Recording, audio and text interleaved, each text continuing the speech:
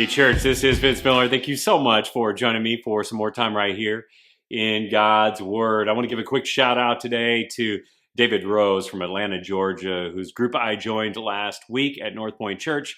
He invited me to share with his group. I loved meeting you guys. David, thanks for what you're doing. Continue to lead men. Today we're going to be in Nehemiah chapter 3. I'm going to read verses 3 through 6 today. I hope this blesses your men.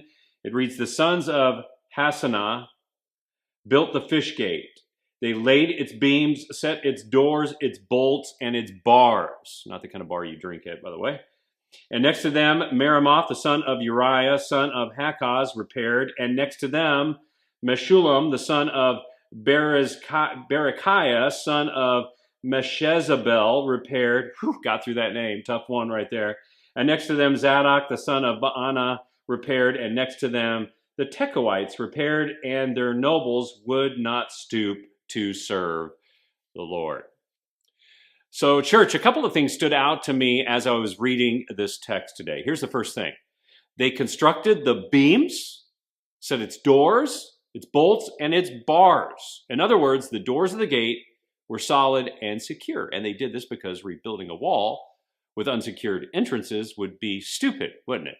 Of course, Nehemiah is not going to invest all this time and effort and resources to build a wall without actually completing and securing each of the gates.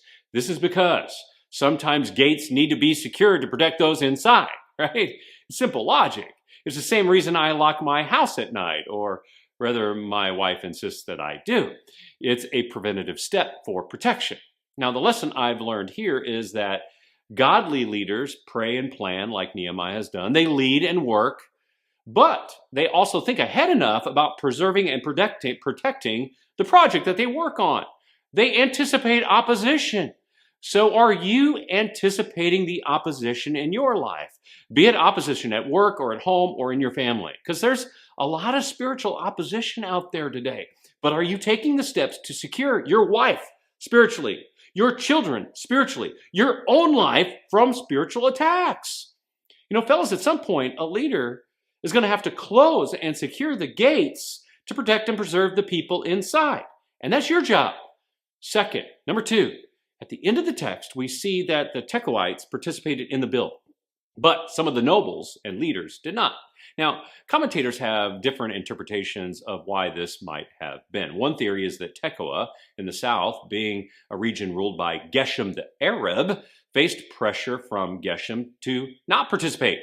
Now, Geshem did oppose the Jews and them fortifying the wall, despite the king's permission to do it. So he could have possibly exerted legal pressure on some of the nobles to abstain. But whatever the case, Nehemiah sees the situation from a different perspective. He notes in the text that the nobles would not stoop to serve their Lord. Ouch. He perceived their lack of participation as a matter of simple misaligned priorities. In other words, they bowed to fear, but wouldn't bow to serve their Lord. And guess what? This judgment is permanently etched in the Old Testament. Ouch. Now, the lesson is this, is that sometimes we must contend with religious political pressure. And in doing so, it's going to come from outside forces that might oppose God's work. It might come from national leaders, political parties, corporate mandates, unions, financial backers, religious organizations, educators, or even your peers. They may exert influence through maybe safety or removing it, or financial means and removing it, and we've got to choose. We can step into the danger and the unknown, risking loss, but trusting God's provision, or you can bow to pressure. But remember, your choice might be etched in God's testament as either a hero like Nehemiah or a zero like the nobles here. So the point is, be a hero, not a zero, because godly leaders learn to withstand pressure.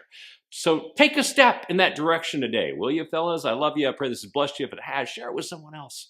And I'll see you right back here again tomorrow.